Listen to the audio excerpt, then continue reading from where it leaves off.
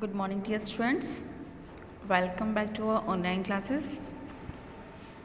After a long back of half-yearly exams, today we are going to study about the game of life, chapter 7. We are going to prepare this chapter for our post-midterm exams, okay? So the chapter is the game of life, यानी कि जीवन का खेल. The game of life यानी कि जीवन का खेल. तो देखिए यहाँ पर एक जीवन यानी कि जीवन को एक खेल की तरह रिप्रेजेंट किया गया है, यानी कि दर्शाया गया है कि जैसे कि जो हमारा जीवन होता है, जो हमारी लाइफ होती है, वो खेल की तरह होती है. यानी कि कभी हम लाइफ में हारते हैं, कभी हम जीतते हैं, कभी हमें जीत मिलती है, कभी हम हार जाते हैं. इमेजिन करिए कि जो एक छोटा बच्चा है वो इंडोर गेम खेलता है, कोई भी घर का खेल खेलता है. The child loses and game he और सी स्टार्ट क्राइंग, यानी कि बच्चा गेम को हार जाता है और वो रोना स्टार्ट कर देता है. व्हाट विल यू डू, यानी कि आप क्या करेंगे. सोचिए कि अगर किसी भी खेल में अगर आप हार जाते हैं तो आप क्या करेंगे. ओके, तो this is a question for you. अब देखिए यहाँ पे हम अपना चैप्टर स्टार्ट करते हैं. Is there any similarity between sports and life, क्या हमारे जीवन में और खेल में कोई भी समानता है.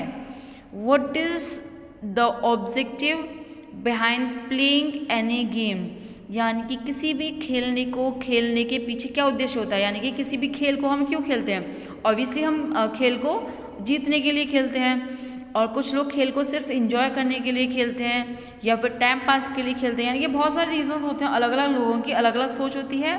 वो अपने खेल को अपने हिसाब से खेलते हैं. किसी को जीतने के लिए खेलना है तो वो उसमें अलग अलग हर तरीका अपनाएगा, यानी कि सही भी और गलत भी. कुछ सिर्फ खेल को टाइम पास के लिए खेलते हैं, कुछ इंजॉय के लिए खेलते हैं.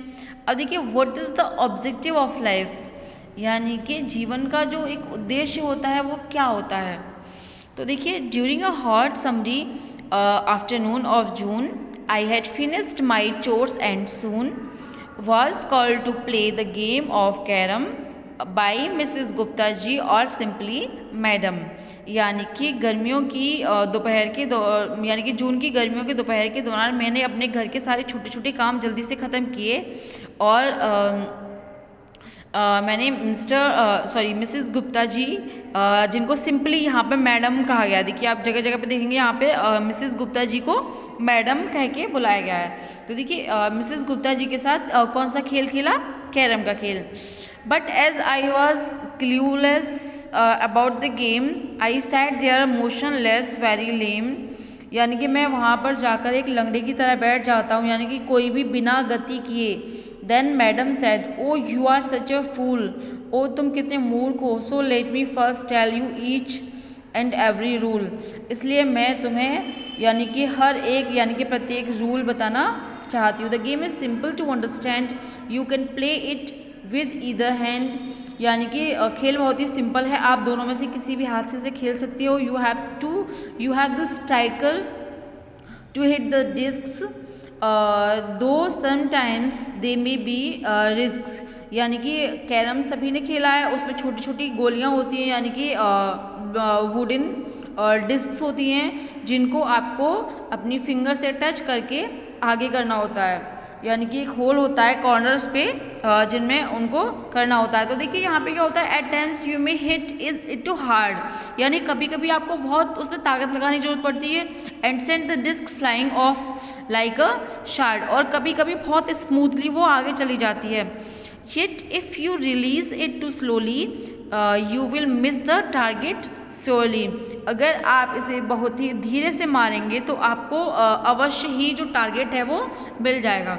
यानी कि सेम चीज़ें हमारी लाइफ में होती हैं. कभी कभी हमें जल्दबाजी में कोई भी डिसीजन नहीं लेना चाहिए, हमें बहुत ही सोच समझकर अपनी लाइफ में आगे बढ़ना चाहिए.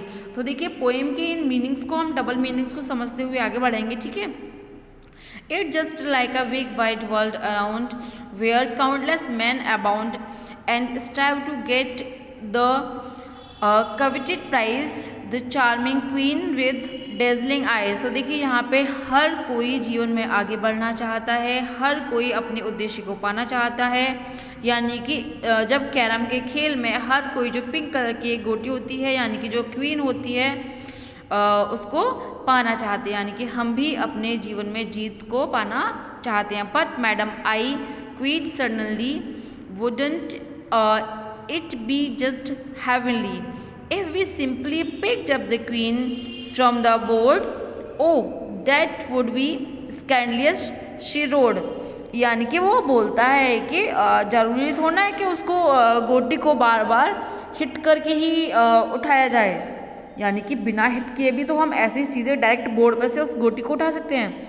तो यानी कि ये क्या हो गया, ये अच्छा नहीं होगा, यानी कि ये रूल्स के अगेंस्ट होगा, ये गेम का रूल नहीं है। यानी कि हमें इसी तरह से अपनी लाइफ में आगे बढ़ना चाहिए, कभी भी यानी कि बेईमानी नहीं करनी चाहिए, यानी कि चीटिंग नहीं करनी चाहिए दूसरों के साथ। Just like in our lives in the game too, यानी कि खेल की तरह भी हमें अपने जीवन में आगे बढ़ना चाहिए। There are no shortcuts and only a few can earn the queen's custody, but for that you have to play the game and be ready. यानी कि इसी तरह से हमें अपने खेल में आगे, अपनी लाइफ में आगे बढ़ना चाहिए रानी को पाने के लिए, यानी कि रानी को जीतने के लिए।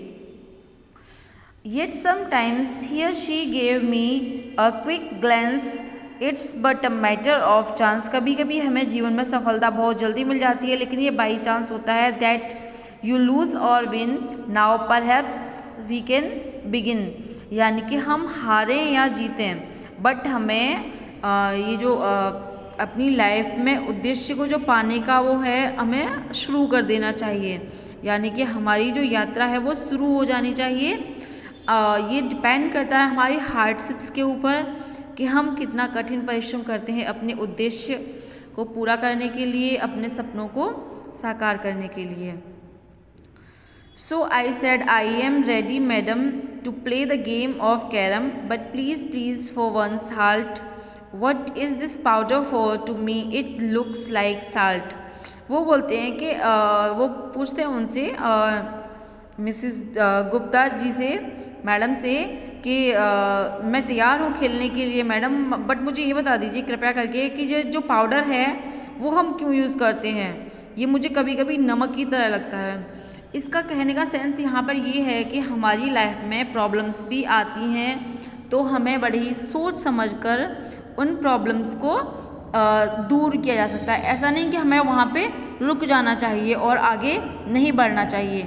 Now madam sighed and made a face, she said, that's what you need to win the race, to make your journey smooth and straight. अगर आप अपने उद्देश्य को पाना चाहते हैं, अपनी यात्रा में सफल होना चाहते हैं, तो अपने रास्ते को भी हमें क्लीन और स्मूथ रखना चाहिए।